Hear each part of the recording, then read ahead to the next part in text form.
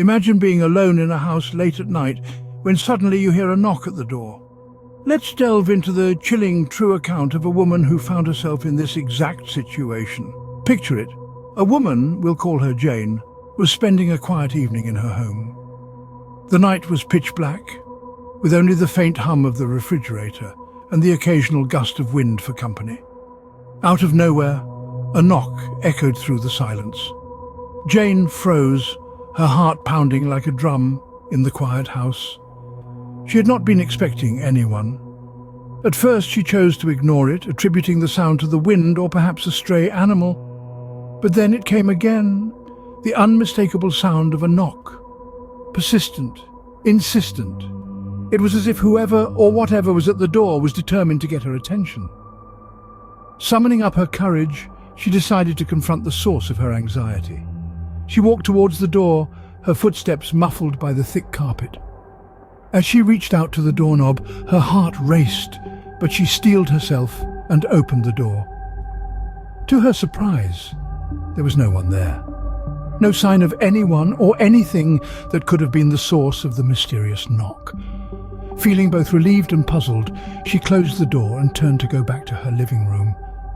But then, it happened again. The knock. This time it was loud, clear, and unmistakably coming from inside the house. The sound echoed through the quiet rooms, chilling her to the bone. It was not the wind, it was not an animal, it was coming from inside her own home. She was not alone. Just as she was about to dismiss it as her imagination, she heard the knock again, but this time it was coming from inside her own home. Have you ever felt like you were being watched, even when you're alone? This chilling tale unfolds around an ordinary man living in what he thought was an ordinary home, but his life was anything but ordinary. It started subtly, a fleeting shadow in the periphery of his vision, a slight movement in the corner of his eye. Yet, every time he turned, there was nothing there. At first he brushed it off, attributing it to the usual tricks that the mind can play. But as the days turned into weeks, the feeling of being watched grew stronger. The shadows became more pronounced, the movements more frequent. He could feel the prickling sensation of unseen eyes upon him, could feel a presence lurking in the shadows, always just out of sight. Sleep became elusive. Every creak of the house, every rustle of the wind amplified his fear. He found himself constantly looking over his shoulder, jumping at the slightest sound. His home, once a sanctuary, had become a place of dread. He tried to rationalize it, tried to find a logical explanation, but there was none. Friends and family suggested it was stress, fatigue, or an overactive imagination. But he knew it was more than that. He could feel it. It was in the dead of night when the terror reached its peak. Lying awake, he felt a chill sweep over him, a sense of dread so potent it was almost tangible. The room seemed to close in around him, the darkness becoming a tangible entity. He could feel the weight of a gaze on him, a presence in the room. But when he turned on the light, there was nothing there. His sanity began to unravel. His mind, once sharp and clear, was now clouded with fear and paranoia. He was a prisoner in his own home, tormented by an unseen visitor. In his own home, a place of safety and comfort, he was tormented by an unseen visitor. A gift is usually a cause for joy, but not always. Imagine a woman named Margaret. She was an antique lover with a particular fondness for ornate mirrors.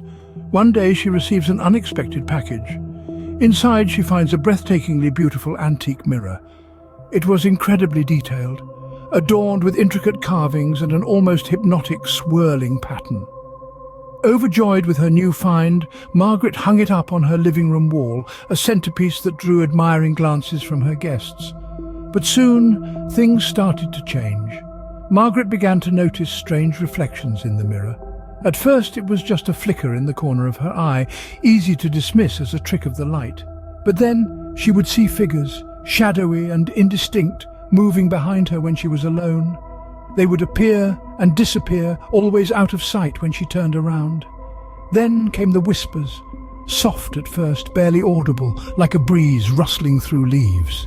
But as days passed, they grew louder, more insistent, strange words in a language she couldn't understand, yet they filled her with a deep sense of dread. Terrified, Margaret decided to get rid of the mirror. She took it down, wrapped it up and left it out for the garbage collectors. But the next day, she found it back on her wall, as if it had never left. She tried selling it, giving it away, even smashing it to pieces. But each time the mirror would return, unscathed, back on her wall. The more she tried to rid herself of the mirror, the worse the reflections and whispers became. They filled her days with terror and her nights with nightmares. She became a prisoner in her own home, haunted by a gift she never asked for. This was one gift she wished she had never received. What if you discovered a room in your house that you never knew existed? Imagine this, a family of 4, nestled in the heart of a small town, living in an old, creaky house passed down through generations. One day, while renovating, they stumble upon a peculiarly placed wall. It didn't seem to fit the blueprint of their home. Intrigued, they decide to explore. Behind the wall, they discover a room, a forgotten room, untouched by time. The room was filled with dust-covered furniture and strange items strewn about, items that seemed to belong to a different era. There was an unsettling air about the room, a chill that seemed to creep into their bones. But curiosity, as it often does, overpowered the unease. As days turned into weeks, they started to experience unusual occurrences in the house. Doors would slam shut on their own, lights would flicker, and at night they would hear whispers that seemed to come from the forgotten room. The family dog would refuse to go anywhere near that part of the house, and the children complained of nightmares. They tried to ignore these occurrences, attributing them to the age of the house, the wind, anything that could offer a logical explanation. But the disturbances grew more frequent, more intense. The whispers turned into voices that carried a palpable sense of urgency, of warning. One day the youngest child claimed to have seen a figure, a spectre, emerging from the forgotten room. This was the final straw. The family, now terrified, reached out to local authorities and historians, unraveling a chilling past linked to their house and the forgotten room. In their pursuit of answers, they discovered that their house was once inhabited by a man accused of practicing dark arts. The forgotten room, that was his sanctum. It was said that he had met a tragic end within those very walls. They had uncovered a room that should have remained forgotten. Music can soothe the soul, but it can also chill the bones. Our tale begins with an ordinary man living in a not-so-ordinary house. Every night, as the clock struck midnight, a melody would start to play. It was a tune he didn't recognize, a chilling, spectral symphony that seemed to be coming from the house itself. The melody was haunting, captivating, and most importantly, it was terrifying. It wasn't the sort of tune that made you want to dance, it was the kind that made your skin crawl. Night after night, the man searched his house, trying to find the source of the music. He looked in every room, every closet, every nook and cranny, but found nothing. There was no old radio playing forgotten songs, no hidden speakers, nothing that could explain the eerie music that filled his house each midnight. The melody began to invade his dreams.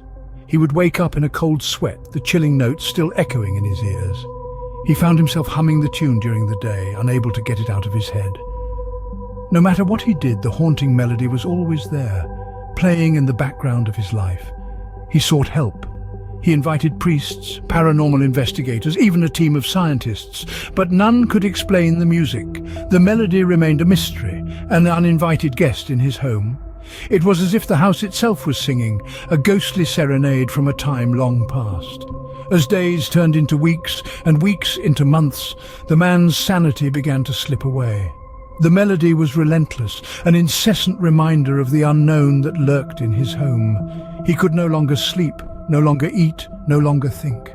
All that remained was the haunting melody, a chilling symphony that played on repeat in his mind. In the end, the haunting melody was more than just a song. It was a sinister serenade that stole his sanity. It was a tune that played not on a piano, but on the man's fears. A melody that turned an ordinary house into a house of horrors, and an ordinary man into a prisoner of his own home.